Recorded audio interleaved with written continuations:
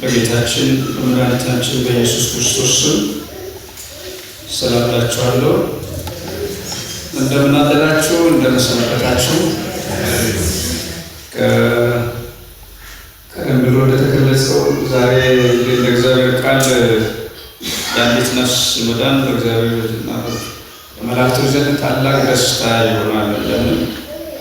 እግዚአብሔር በጥምቀትም በምስክርነትም በተለያየ መንገድ ወደ መንግስቱ ልጆችን ይጨምራልና ስለተጨመሩት ብላቴናዎች ወደ 7 ልጆችን ቅድም ኢየሱስ ሲናገር እንደነበሩና 7 ሰዎችን እግዚአብሔር ወደ መንግስቱ ጨምሯል። ስለዚህ እኔም ደግሞ ወላጅ አባት እናትንም ወላጆችንም ሁላችንም እንኳን ደስ አለን እላለሁ። ክብሩ ለእግዚአብሔር ይሁን። የቤተ ክርስቲያን በዚህ ምድር ላይ የመኖር ምስጢሯ ሌላ ምንም ሳይሆን ይኸው ነፍስ ሰዎች ይድኑ ዘንድ ነው። ኢየሱስ ይመጣል። እስከዛ ድረስ ደግሞ እንዲህ ሰዎች እየተጨመሩ ወደ እግዚአብሔር መንግስት እንዲበዙ ነው። የመኖራቸው ምስጢርም ለዚህ ነው እና ክብር ለእግዚአብሔር ይሁን። ዛሬ እንግዲህ ያለችንም ሰዓታችን በጣም አጭር ናት። ባለች ሰዓት አብረን እንካፈል ያደረኩት በመልእክት ክፍሎቹ ዕብራውያን ምዕራፍ 10 32-39 ባለውና አሁን በተነበበው በማርቆስ ወንጌል ምዕራፍ 1 14-20 ድረስ ላይ ያለው ሀሳብ ላይ ነው። ቃሉን አነብና አብረን እንጸልያለን። ዕብራውያን ምዕራፍ 10 ቀደም እንደተነበበውን የተወሰኑ ክፍል አነባለሁ። ምዕራፍ 10 ቁጥር 35 ላይ ያለውን አነባለሁ። እንግዲህ ታላቅ ብድራት ያለውን ድፍረታችሁን አትጣሉ፣ የእግዚአብሔር ፍቃድ አድርጋችሁ የተሰጣችሁን የተስፋ ቃል እንድታገኙ መጽናት ያስፈልጋችኋልና። ገና በጣም ጥቂት ጊዜ ነው፣ ልመጣ ያለው ይመጣል፣ አይዘገይም። ጻድቅ ግን በእምነት ይኖራል። ወደኋላም ቢያፈገፍግ ነፍሴ በእርሱ ደስ አይላትም። እኛ ግን ነፍሳቸውን ሊያድኑ ከሚያምኑት ነን እንጂ ወደ ጥፋት ከሚያፈገፍጉ አይደለም ይላል። እንጸልይ።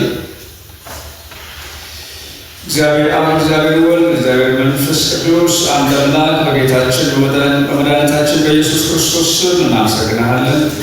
ክብር ሁሉ በሰማይ በምድር ለታላቁ ስም ይሁን። እግዚአብሔር አባታችን ሆይ ያዳንከን የፈወስከን ወደ ልጅ ወደ ክርስቶስ ኢየሱስ መንግስት ያፈለስከን አንተ ነህ። አቤቱ አሁንም ምስጋና እንሰዋልሃለን። ምስጋና በሰማይ በምድር ለገናናው ስም ይሁን። ልመጣ ላለው ለዚህ ለገናናው ለታላቁ ልጅ እግዚአብሔር ሆይ ይኸው ምስጋና እናቀርባለን። ያዳንከን በሱ ነው፣ የፈወስከን በሱ ነው፣ የተዘጋብን በር የተከፈተው በሱ ነው። ስለዚህ ምስጋና አለን። ክብር፣ ምስጋና፣ ታላቅነት፣ ገናናነት ለስምህ ይሁን በኢየሱስ ክርስቶስ ስም። አሁንም አእምሯችንን ከፍተህ የቃልን ምስጢር እንድንረዳ ከአንተ እንድንማር እኔንም ሕዝብህን እንርዳን። ክፉ ሁሉ በስምህ ጉልበት የታሰረ ይሁን። በነገር ሁሉ ተባረክ በኢየሱስ ስም። ሁለቱ ክፍሎች ዕብራውያን 10 እና እንደዚሁ ማርቆስ 1:14 ላይ ያለው አሁን የተነበቡ ክፍሎች ተመሳሳይነት አላቸው። ስለ መጽናት ነው። አብዛኛውን የምናገረው ስለ እግዚአብሔር መንግስትና መጽናት ነው። ስለዚህ በአንድነት ሀሳቡን ማግኘት እንድንችል ምን ብያለሁ? ርዕስን የጌታ በእግዚአብሔር መንግስት ውስጥ በእምነት ጸንቶ ስለመቆም የሚል በእግዚአብሔር መንግስት ውስጥ ጸንቶ ስለመቆም ዕብራውያን 10:32-39 ባለው ክፍል ውስጥ ማለት ነው። በሁለቱ ክፍሎች በማርቆስና አሁን በተነበበው ምዕራፍ 10 ዕብራውያን ላይ በእነዚህ የሚከተሉት ነጥቦች ላይ ሀሳቤን ለመተግበር አስቤያለሁ። የመጀመሪያው ሀሳብ የእግዚአብሔር መንግስት ምንድን ናት ወይም የእግዚአብሔር መንግስት ምንነትን እናያለን። ሁለተኛ ደግሞ በእግዚአብሔር መንግስት ውስጥ ደግሞ በእምነት ጸንቶ ስለመኖር ወይም ስለመኖር አስፈላጊነት። በሶስተኛው የእውነተኛ እምነት ጽናት ውጤት ምንድን ነው እና እኛ የምኖርበት አራተኛው እኛ የምኖርበት ሁኔታ አንጻር ስናይ ከኛ በአሁኑ ጊዜ የሚጠበቀው ታዲያ ምንድን ነው ብለን በዚህ ሀሳብ ዙሪያ ለመናገር ነው። ጌታ እግዚአብሔር ጸጋውን ያብዛልን።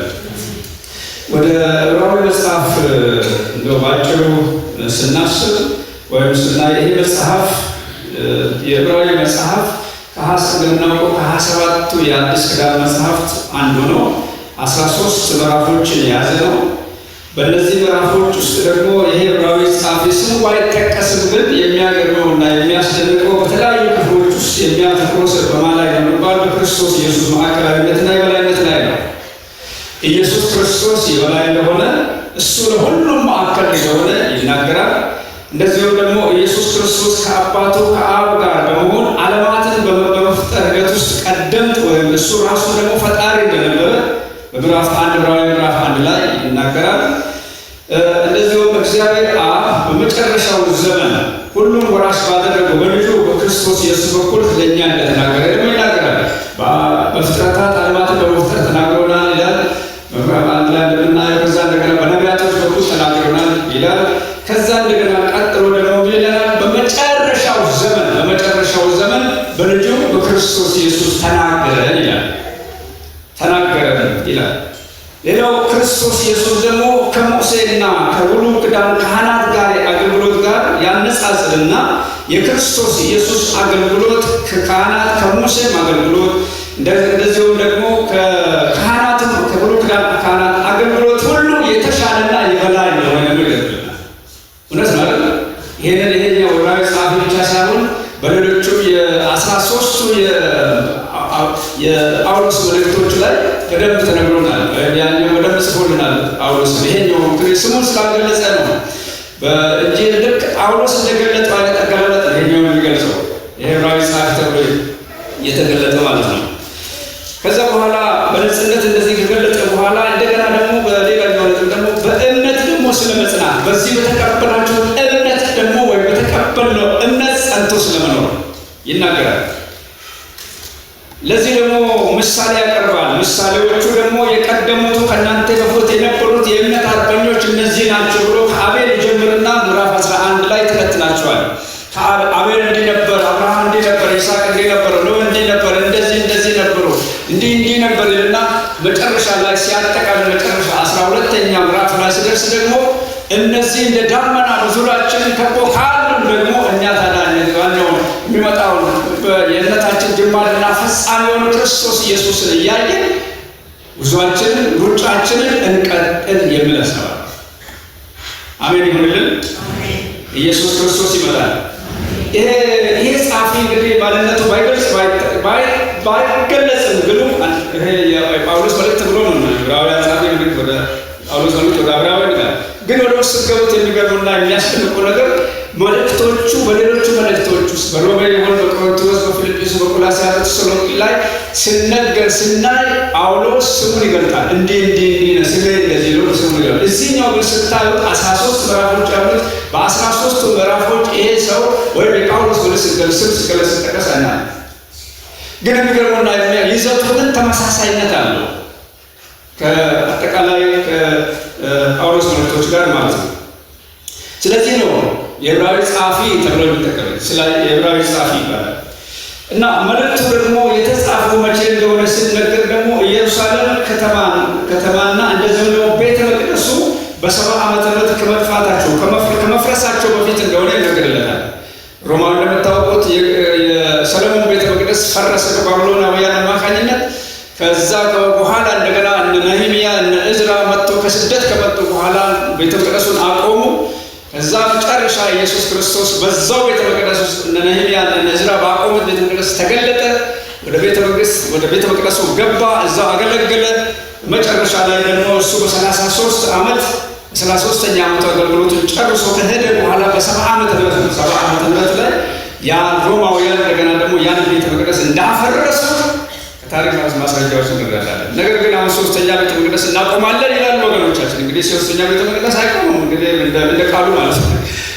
ቤተ መቅደስ አሁን ማን ነዋል? ቤተ መቅደስ ጉዙ ሳይሆን ማን ነው ቤተ መቅደሱ?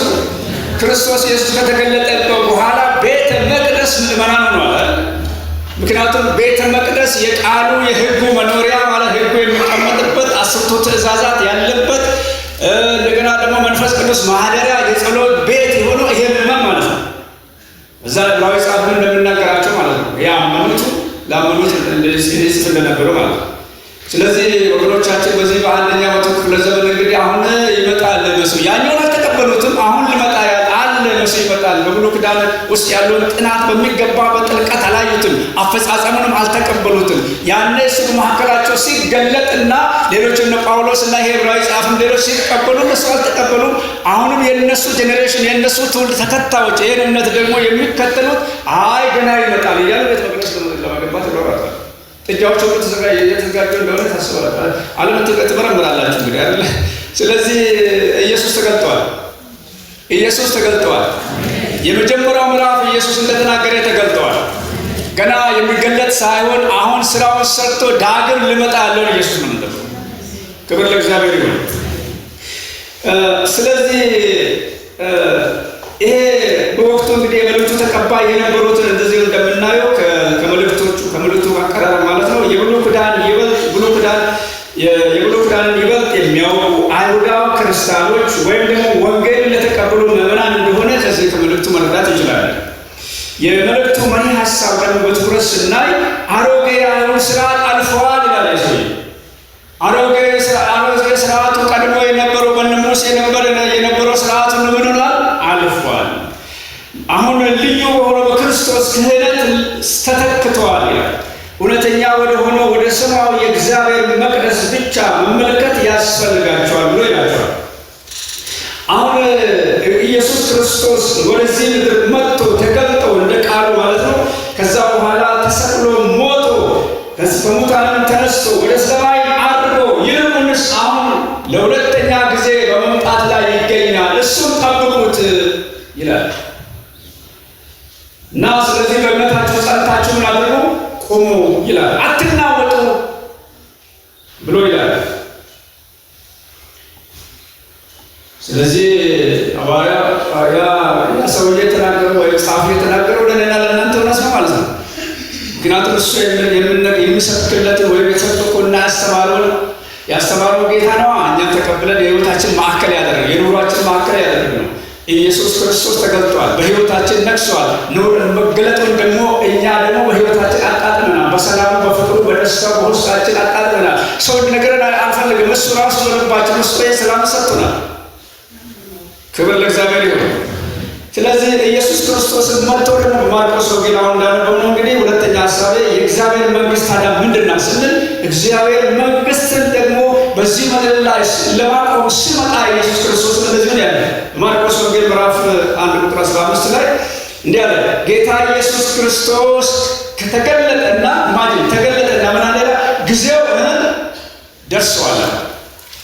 ጊዜው ምን ሆኗል? እስቲ በሉ ጊዜው ምን ሆኗል? ጊዜው ደርሷል። የምን ጊዜ? አሁን እኔ የምገለጥበት ጊዜ፣ የኔ መንግስት በዚህ ምድር ላይ የሚመሰረትበት ጊዜ ደርሷል። በነቢያቶች በኩል በሙሴ በኩል በነዛ ባለፉት ዘመናት ሲነገር የነበረው አሁን አፈጻጸሙ ሊፈጸምና መንግስት ልትቆም ጊዜው ሆኗል፣ ደርሷል። እስቲ ጊዜው ደርሷል። በቃ ጊዜው ደርሷል። እሱ ካለ ሊሆን ይችላል። እሱ ጊዜው ደርሷል አለ። ጊዜው ደርሷል። ስለዚህ ምን ሆነ? የእግዚአብሔር መንግስት ቀርባለችና ይሄው የእግዚአብሔር መንግስት ቀርባ በመካከላችኋለችና ከእናንተ የሚጠብቀው ምን ማድረግ ነው? ንስሐ መግባት ነው። እና ስለዚህ ምን አድርጉ? ንስሐ ግቡ ይላል። ንስሐ ግቡ፣ በወንጌልም ደግሞ እመኑ እያለ ስብከትን መስበክ ጀመረ። ከዚህ እየሰበከ እንግዲህ አሁን እንዳነበበ ወደ ገሊላ ባህር አጠገብ ሲያልፍ አሁን ተከታዮቹን ማፍራት ጀመረ። ምን አላቸው? እነ ስምዖንና ወንድሙን እንድርያስ ተከተሉኝ አላቸው። ምን አለ? ተከተሉኝ። አሁን እናንተ አሳ የምታጠምዱት አይደል? ይሄ አሳውን ተውትና በባህር አጠገብ በዚህ በገሊላ ባህር የምታጠምዱት አሳችሁን ተውና ምን አድርጉ? እኔን ተከተሉኝ። እኔ ምን አደርጋችኋለሁ? ሰው አጥማጅ አደርጋችኋለሁ። ሰው እንድታጠምዱ አደርጋችኋለሁ። ኢየሱስ ክርስቶስ አሰጥኖ ይልካል። አያችሁ? ኑ ይላል፣ ከዛ ያሰለጥናል፣ ከዛ ሂዱ ይላል። ማቴዎስ ወንጌል ምዕራፍ 8 ላይ እንደዛ ነው አይደል? አሁን እንግዲህ ብሎ ይልካቸዋል። ከዛ ሐዋርያቶቹ ወደ ዓለም ሁሉ ስልክ ነው የምናየው። ከዛ እነሱ ተከተሉት ይላል። ከዛ ቀጥሎ ደግሞ የዘብዴዎስ ልጅ ያዕቆብ ወንድሙን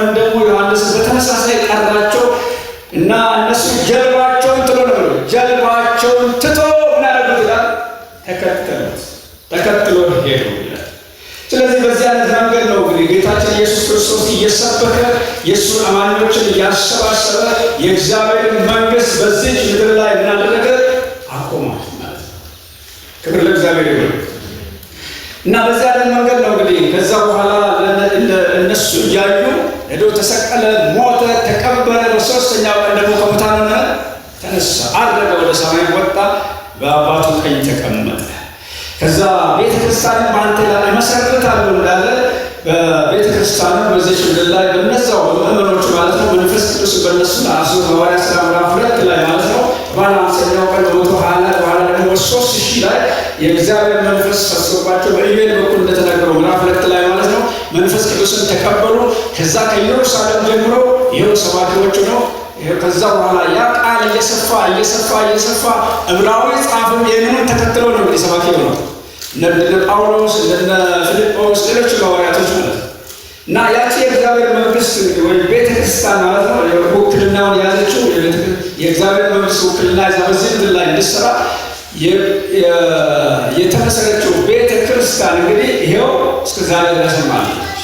ደግሞ ለዘላለም ትኖራለች፣ ለዘላለም ትኖራለች። የእግዚአብሔር መንግስት በሀያቷ ምድር ሌሎች ይሰጣሉ። የሰይጣን መንግስትም አለ፣ የራሱ መዋቅር አለ። የሰው መንግስትም አለ፣ እነሱ የራሳቸው አደረጃጀት የታወቀ ሀገር አላቸው። ነገር ግን ይችኛው መንግስት ከዛ የተለየች ልዩ መንግስት ናት። ክርስቶስ ኢየሱስ ያቆማት የእግዚአብሔር መንግስት ምዕመናኖቹ ዜጋ የሆኑባት፣ ኢየሱስ ክርስቶስ ደግሞ ንጉሥ የሆነላት መንግስት ለየት ያለች መንግስት ናት። እነ ዳንኤልም እነ ሌሎች ነቢያት እንደተናገሩ አስቀድሞ እንዳወሩላት እሱ መጥቶ ደግሞ እንደመሰረታት እንዳቆማት እቺ መንግስት ለየት ያለች ምንድነው ልዩ የሚያደርጋት? አንደኛው ሮሜ ምዕራፍ 14 ላይ ጳውሎስ እንደተናገረው የእግዚአብሔር መንግስት የጽድቅና የሰላም መንግስት ናት። እቺ መንግስት የምንና የጽድቅና ሰላም የሰላም መንግስት ናት። ለምን? መስራቿና መሪዋ ሰላም ነው። እኔ ሰላም እሰጣችኋለሁ፣ እኔ የምሰጠው ሰላም ዓለም እንሰጣለን። በሰላም ይመራል ልጆቹ፣ በደስታ ይመራል ልጆቹ። እነሱ ስታወቁበት ግራ ሲገባቸው አለው ልጅ ያይዘው በርታ ጽና ይላል። እያስቃና እያቆመ የሚመራበት መንግስት ናት። ስለዚህ የጽድቅና የሰላም መንግስት ናት። ሌላው በመንፈስ ቅዱስ የሆነ ሐሴት ያለባት መንግስት ናት። ደስታ ያለባት። ደስታ ደግሞ በምድራዊ ነገር የምናገኘው ሳይሆን ሐዋርያ ጳውሎስ በመላለት የሚገኝ ደስታ አለ። ይሄ ጆይ ማለት እና ሃፒነስ ይላል። ስለዚህ ይሄ በጣም ልዩ የሆነ ደስታ፣ የውስጥ ደስታ፣ የነፍስ ደስታ፣ የአእምሮ ደስታ፣ ውስጠኛ ደስታ፣ ውስጣችን የሚያስደስት ሰላም የሚፈስባት ምዕመኑ ደግሞ ይሄን ተቀብሎ የሚያጣጥሙባት መንግስት ናት እግዚአብሔር መንግስት። ክብር ለእግዚአብሔር ይሁን። ስለዚህ የእግዚአብሔር መንግስት እንግዲህ ሲባል ለቃሉ የሚታዘዙ በመንፈስ ቅዱስ የሚመሩ የእግዚአብሔር ልጆች በዜግነት የሚኖሩባት መንፈሳዊ እና ምስጢራዊ ተቋም ናት። አንድ ራሷን የቻለ ተቋም የማትነቃነቅ የምትነቃነቅ ትመስላለች። እንዲህ እንደ አውሎ ንፋስ በዚህ ከዛን ጊዜ ጀምሮ እንዲህ አሁን ስትገፋ በዚህ ስትገፋ የምትወርቅ የምትጠፋ ትሆናለች። ግን አጠፋ። ለምን? መሪዋ ዘላለማዊ ነው። የእሷን ያቆማት የሰማይና የምድር ፈጣሪ ራሱ እግዚአብሔር ስለሆነ ለዘላለም ትኖራለች። ሌሎቹ እስከፉ እሱ አጠፋ። የመንግስት የሰይጣን የመሰረታቸው የራሱ መዋቅሮች ሁሉ ሲፈራርሱ ሲጠፉ እሱ ለመጨረሻ ፍርድ ሲፈረድበት እችኛው መንግስት ለዘላለም ትኖራለች። አሜን። ክብር ለእግዚአብሔር ይሁን። ሌላኛውም ደግሞ የምድር ወገኖቻችን የራሳችን መንግስት መቼም በዚህ ምድር ላይ ሲመሰረት የራሳችን ጥቅም ለማስከበር ነው አይደል? የህዝብ ጥቅም ነው። አዎ፣ እንደገና ደግሞ የራሳችን ጥቅም ነው። በፊት የነበሩ ሰዎች በዚህ ምድር ላይ መንግስት ሲያዋቅሩ የራስ ጥቅም ጋር ይሄ ነው የኔ ሀሳብ እንዲህ መሆን አለበትና ይሄኛውን ለማስከበር ደግሞ መዋቅር ያስፈልገኛል፣ መዋቅራዊ መንግስት ያስፈልገኛል፣ ለዚህ ደግሞ ህግ ያስፈልገኛል ብሎ ነው ያወጡት። ከጥንት ከዓለም ታሪክ የምንረዳ ይሄ ነው። ነገር ግን የሚገርመውና የሚያስደንቀው ነገር ይሄ ምድራዊ መንግስትም እየሄደ ሲፈርስ እኮ ነው የቀረው። እስካሁን እነ ባቢሎን እነ ፍራንስ ሁሉ እየደረሱ አሁን ደረሰ ትናንሽ መንግስት ያደርሰዋል። የኛ መንግስት ግን የክርስቶስ መንግስት ለዘላለም ጸንታ ትኖራለች። ኢየሱስ ለዘላለም ጌታ። ክብር ለእግዚአብሔር ይሁን። ታዲያ ይሄኛው መንግስት እንግዲህ ይሄ ከሆነ በእግዚአብሔር መንግስት ውስጥ ታዲያ በእምነት ጸንቶ ስለመቆም ወይም ስለመኖር ስንል ምን ማለታችን ነው? ከዛሬ ጻፍን መረዳት እንደሚቻለው እንግዲህ በዚህ በዕብራውያን ምዕራፍ 10 እንደምናየው ጸንታችሁ ቆሙ ይላል። እናንተ ጸንታችሁ ቆሙ፣ በዚህ በእግዚአብሔር መንግስት ጸንታችሁ ቆሙ። በፊት ወደኋላ በፊት አምናችሁ ነገር ግን በዚህ በስደት ውስጥ በነበራችሁ ጊዜ ስደት በነበራችሁ ጊዜ ብርሃን በርቶላችሁ ወደኋላ በርቶ ስትመለሱ እግዚአብሔር ለመመለስ ስትሉ እንደቆማችሁ እንደጸናችሁ እንደቀድሞ እምነታችሁ አሁንም ጽኑ። ለምን መሰላችሁ? እነዛ ያመኑት አይሁዶች ወይ ዕብራውያን እስራኤላውያን ማለት ነው። ከነዚህ መካከል ስለሆነ ስደቱ ከማን ነው ተብሎ ልታሰቡ ከሌላው ሰው ውስጥ ከራሳቸው የማያምኑት ሲያሳርጓችሁ ስለነበረ ነው። ስለሆነ ያመናችሁት እምነት ትክክል ነው። ስለዚህ ጸንታችሁን አድርጎ ይላል። ቁሙ፣ እንዳትናወጡ። ኢየሱስ ትክክል ነው፣ ራሱ ነው። ገና አይደለም የሚመጣ፣ አሁን መጥቷል፣ ተገልጧል። ስለዚህ ወደኋላ እንዳትመለሱ ጸንታችሁ ቁሙ እና በኢየሱስ ክርስቶስ ደም ወደ ቅዱሳን ምዕራፍ ቁጥር 19 ላይ ቅዱሳን ለመግባት ወደ ድፍረት እናገኝተናል። ጸንተን እንቆም። ይህ መንገድ ደግሞ በመጋረጃ ማለት በስጋ በኩል በከፈተልን አዲስና ሕያው መንገድ ነው። ቁጥር 20 ላይ ወደ ኋላ ተመልሳችሁ ትመለከቱ ነው የምታዩት። እና በዛ በእግዚአብሔር ቤት ላይ ደግሞ የተሾመ ታላቅ ሊቀ ካህናት አለን ይላል። እንደነ ሙሴ አይደለም፣ እንዳለፉት አይደለም። አሁን ታላቅ ሊቀ ካህናት አለን። ስለዚህ ጸንታችሁ ቆሙ እና ከክፉ ሕሊና ለመንጻት ልባችሁን በደሙ ተረጭተን በእውነተኛ ልብና በሙሉ እምነት ወደ እግዚአብሔር መቅረብ ይሁንልን ይላል። የተሰጠን ተስፋችን ደግሞ ምን ያድርግ? እንጠብቅ ወይም እንያዝ። እርስ በራሳችን ለፍቅርና ለመልካም ስራ እንነቃቃ ይላል ቁጥር 14 ላይ። እንደዚሁም የጌታ መምጣት ወይም ሁለት ድጋሚ መምጣት ማለት ነው ቀን እየቀረበ ስታዩ እርስ በራሳችሁ እርስ በራሳችሁ ተበረታቱ፣ እርስ በራሳችን እንነቃቃ ይላል ቁጥር 25 ላይ። ከዛ ይቀጥልና ደግሞ የሚያስፈራ የእግዚአብሔር ፍርድና የእግዚአብሔር ጠላቶች የሚባላ ብርቱ እሳት ወደፊት ስላለ በጥንቃቄና በማስተዋል ኑሩ ይላል ቁጥር 27 ላይ። ይህንን ሲያነጻጽር ምን ይላል? የእግዚአብሔር ፍርድ ሲያነጻጽር እና ስናገር ምን አለ? ቁጥር 28 እና 19 ላይ እናንተ አሁን በእጃችሁ ስላለ መጽሐፍ ከሙሴ ሕግ ጋር የሚያነጻጽረው የሙሴ ሕግ ይላል። የሙሴ ሕግ የናቀ ማንኛውም ሰው የሙሴን ሕግ የናቀ ሰው ወይም 2 ወይም 3 ምስክሮች ከመሰከሩበት ያለምንም ምሕረት ምን ይሆናል? ይገደላል። ታዲያ የእግዚአብሔር ልጅን የረገጠ ወይም የተቀደሰበትን የክዳኑን ደም ደግሞ እንደ ተራ ነገር የቆጠረ የጸጋውን መንፈስ ያክፋፋ እንደምን ያለ የባሰ ጥፋት ይገባ ይመስላችኋል? ስለዚህ እናንተ ሰዎች ተጠንቀቁ፣ ታላቅ የባሰ ፍርድ አለ። በዛ ያ ፍርድ እንዳይፈርድባችሁ ምን አድርጉ? ተጠንቀቁ። ይህ ብቻ አይደለም፣ በቀል የኔ ነው፣ እኔ ብድራትን እመልሳለሁ ያለው ደግሞ ታውቃላችሁ ይላችሁ። ጌታ በሕዝቡ ላይ ይፈርዳል ይላል። ስለዚህ በሕያው በእግዚአብሔር ልጅ መውደቅ እጅግ የሚያስፈራ ነው። ቁጥር 31 ላይ ይላል። ስለዚህ እግዚአብሔር ከዚህ ያድነን። አሜን። እግዚአብሔር ያስመልጠን። ከዚህ ማስጠንቀቂያ እግዚአብሔር ያድነን። ከዛ ታዲያ አሁን ወደ ሶስተኛ ነጥብ ይመጣና የእውነተኛ ጽናት ታዲያ ውጤቱ ምንድን ነው? ሰው ጸንቶ ከቆመ ልክ የዕብራዊ ጸሐፊ ለነዛ እንደተናገረ ዛሬ ደግሞ ለእኛ እንደምናገር ጸንቶ የሚቆም ከሆነ ለእውነተኛ ጽናት የሚቆም ከሆነ ውጤቱ ምንድን ነው? አንደኛ እግዚአብሔር የገባልን የተስፋ ቃል ማግኘት ይሆናል ወይም መቀበል ነው። አሜን ይሁንልን። እግዚአብሔር የገባልን የተስፋ ቃል ኪዳን ለነዛም ይሁን ለእኛም ይሁን ለመጪውም ትውልድ ጭምር ነው የሚያገለግለው የተስፋ ቃል ኪዳን። ያን ማግኘት ይሆናል የተስፋ ቃል። ይኸው ሁለተኛው ደግሞ በሰው እጅ ባልተሰራ በስጋ ዓይን በማይታይ አገር ከጌታ ጋር ለዘላለም መኖር ይሆናል። አሜን። እግዚአብሔር ለዚያ ያውቃል። ኢየሱስ ክርስቶስ ዘላለም ጌታ ነው። ይህ ደግሞ ሊያወርሰን ጌታ ጥሎ ይልካል፣ አይዘገይም። ሶስተኛው ከዳኑትና ከሚድኑት ወገን ሆነን ለዘላለም ከጌታ ጋር እንኖራለን። የተሰጠን ተስፋ ይሄ እንጂ ወደ ኋላ ከሚያፈገፍጉት ሰዎች ልንሆን እንዳይገባ እሱን እንዳስጠነቀቀ ለእኛም እንደምናገር እርግጠኛ ቆመን ያንን ተስፋችንን እነዛ እንደወረሱት እኛም ደግሞ እንወርሳለን። አሜን። እግዚአብሔር በዚህነት ያጽናን እስከ መጨረሻው ድረስ።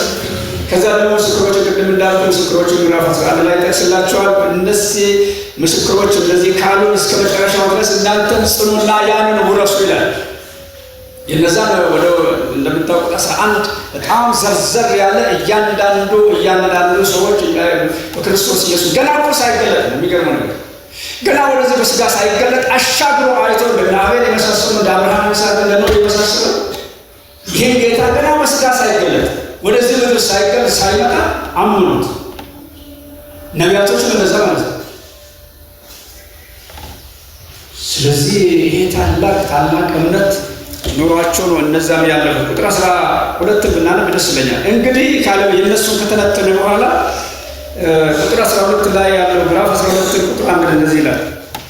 እሱ ላንዱ እንግዲህ እነዚህን የሚያሉ ምስክሮች እንደ ዳመና በዙሪያችን ካሉልን እኛ ደግሞ ሸክምን ሁሉ ቶሎ የሚከብልን ኃጢአትን አስወግደን የእምነታችን ራስና ፈጻምን ኢየሱስን ተመልክተን በፊታችን ያለው ሩጫ በትዕግስት እንሩጥ። እርሱ ነውርን ንቆ በፊቱ ስላለው ደስታ በመስቀል ታግዞ በእግዚአብሔር ዙፋን ተቀምጧል ይላል። ይኸው ኢየሱስ ስራውን ጨርሶ በዙፋኑ ላይ ተቀምጧል በአባቱ ቀኝ። ደግሞ በሕያውና በሙታን ለፍርድ መግለጫ እንደምንል በሕያውና በሙታን ለፍርድ ከዛ ምን ይሆናል? ይመለሳል። ስለዚህ ብድራታችን ይሰጠናልና ጸንተን በእምነት እናድር እንቁም የሚል መልእክት ነው። እና ሌላው በአሁኑ ጊዜ በምንኖርባት ዓለም ታዲያ አሁን ዓለማችን ከምንኖርበት አንጻር ከኛ ምን ይጠበቃል ሲባል እርግጠኛ ነኝ ከዛም ጊዜ ጀምሮ እነዚህ አብራዊ ጸሐፊ የሚሆኑ ወይም የዛ የእምነት አባቶቻችን ከነበሩበት ዘመን ይልቅ ጊዜያችንን እየፈጠነ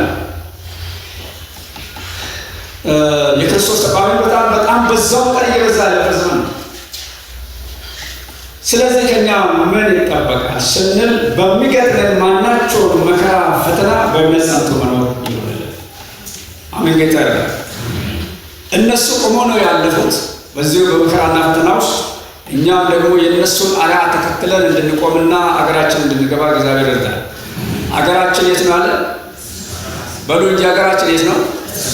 አገራችን ሰሜን አይደለም፣ አገራችን ደቡብ አይደለም፣ አገራችን ምስራቅ አይደለም፣ ምዕራብ አይደለም፣ በዚህ ፕላኔት አይደለም፣ ማርስ ጁፒተር አይደለም፣ ይሄ ዩኒቨርስ አይደለም። አገራችን በሰማይ ነው።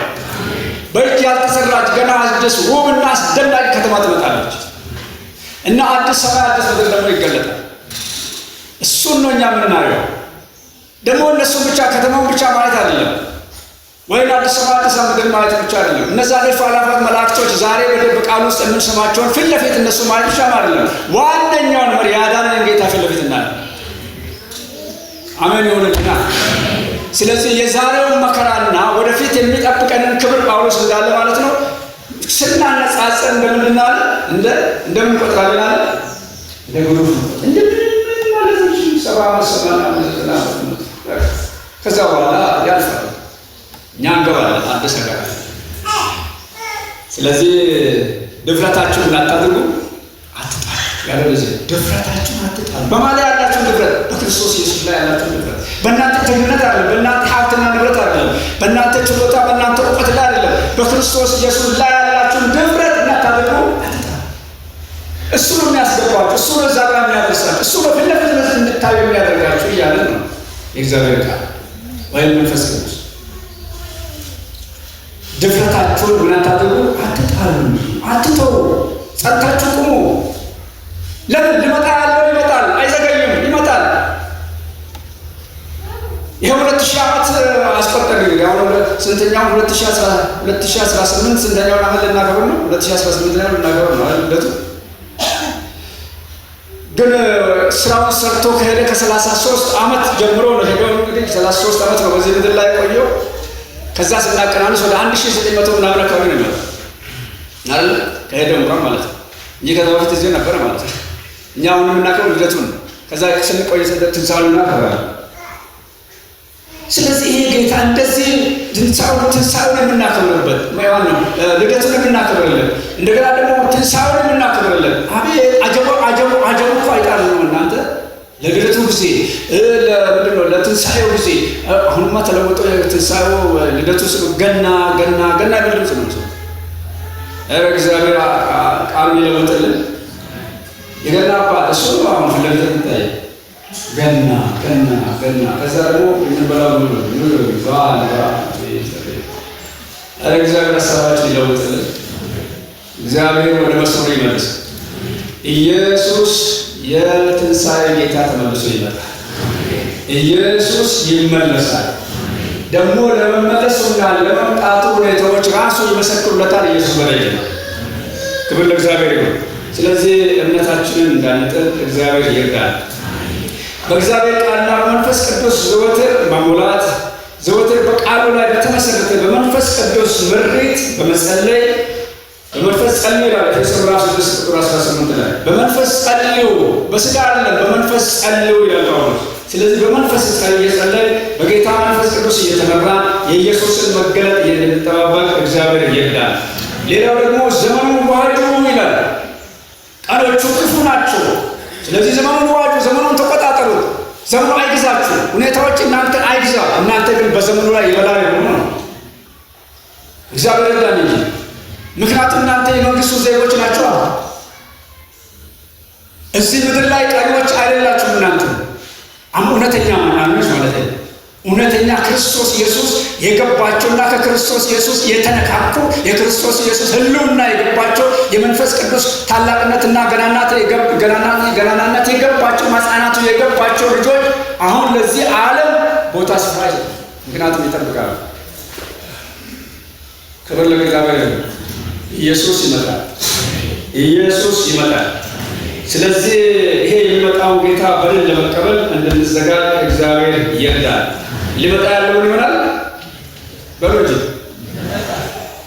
እና አይዘገይም። በመጨረሻ ምናምን ስናገር ክርስቶስ ኢየሱስ ነው እነሆ በቶሎ ራእይ ላይ እነሆ በቶሎ እመጣለሁ ለእያንዳንዱ እንደ ሥራው መጠን እሰጥ ዘንድ ዋጋዬ ከእኔ ጋር ድል የሚነሳ ምን ያደርጋል? ድል የሚነሳ ይሄን ይወርሳል። ያዘጋጀውለትን ይሄን ሀብት ይወርሳል። ምድራዊ ሀብትና ንብረት አይደለም፣ ይሄን ታላቅ ሀብት ይወርሳል። እግዚአብሔር ለዛ ያውቃል። እግዚአብሔር ለዛ ያውቃል። እዚህ ጋር ዘምረን ተንጫጭተን ምን ብለን አምልከን ጸልየን ሰብከን እዛ ጋር ያደረስ ካልወርስ ነው ለእስራኤሎች አበጀ ከግብፅ ወጥቶ ያን ታላላቅ ስራ አይቶ በምድር ላይ ያ የእግዚአብሔር ድንቅ ስራ አይቶ ግን አልገቡም እንኳን እንዳለ ቀሩ ነበር። ከዛ ምን ማለት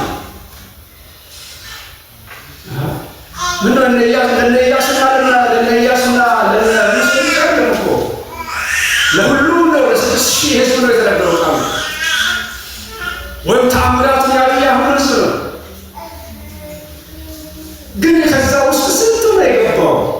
ሲያብረበረሙ ስሙ በዛ ስሙ ሁለት ሰው ካራን ዘግሮዳን ዘግሮ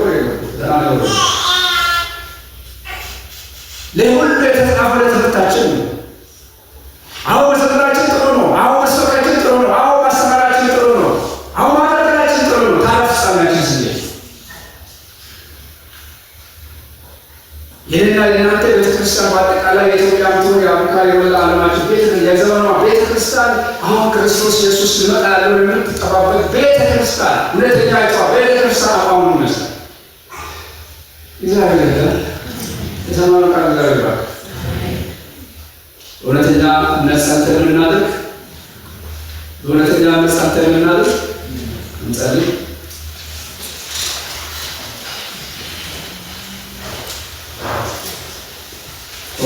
ጸልይ አሻገረን ማየት እንደዚህ ጌታ እዚህ ሳይሆን ወደ ላይ ሌላ ነው ልመጣለሁ በድል ልመጣለሁ ጌታ ማየት ይሆንልን። ሃሌሉያ! ኢየሱስ ይመጣል። ኢየሱስ ይመጣል። ድል በድል እንሄዳለን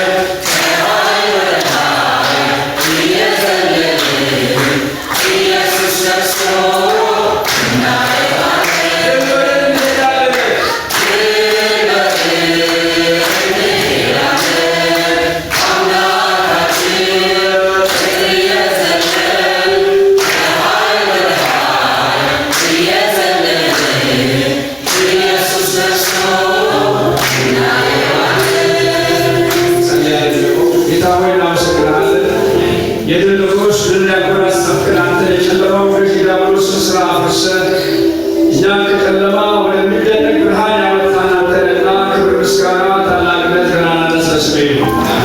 እግዚአብሔር ሆይ እንደተናገርከን እንግዲህ ሕያው ያንተ መንፈስ በእኛ ላይ ይፍሰስ።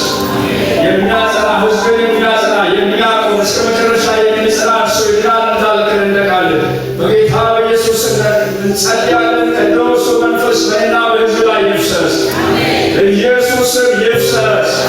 እግዚአብሔር አብ፣ እግዚአብሔር ወልድ፣ እግዚአብሔር መንፈስ ቅዱስ አንድ አምላክ ለቃል መታዘዝ ይሁንልን፣ ለቃል ምላሽ መስጠት ይሁንልን። ኑሯችን በአንተ ፊት ያማረ ይሁን። ክብር ምስጋና ለስምህ ይሁን። እንዳሳብና ፈቃድ እንዳንሆን የሚገዳደረን ተገዳዳሪ ጠላታችን ዲያብሎስ በኢየሱስም ሥራው የፈረሰ ይሁን። በኢየሱስ ስምና ስልጣን የፈረሰ ይሁን። በጌታ በኢየሱስ የፈረሰ ይሁን። ክብር ምስጋና ለስምህ ይሁን።